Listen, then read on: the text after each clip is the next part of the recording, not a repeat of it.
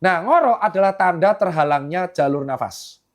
Dan itu akan mengakibatkan tubuh tidak bisa menyerap atau mendapatkan intake oksigen dengan maksimal karena terganggunya jalur nafas bagian atas.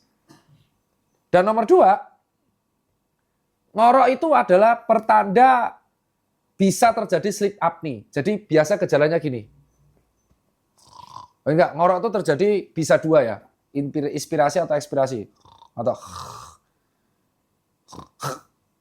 stop nafas. Kenapa? Kenapa bisa berhenti nafas? Kehalang tutup. Ketutup apa? Ya, ketutup apa? Itu bahaya. Kalau dia sekali ketutup 8 detik atau 4 detik. Dan ternyata ketutupnya 4 detik nih Kim. Terus dalam waktu 7 jam dikali aja. Gejala awalnya adalah orang tersebut sering mengantuk. Sering capek. Bangun nggak seger.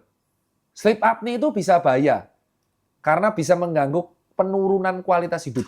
Jadi kalau di sekitar kalian ada orang ngantuan, ngorok, nah itu berarti gejala sleep apnea. Caranya gimana? Bawa ke dokter SPTHT.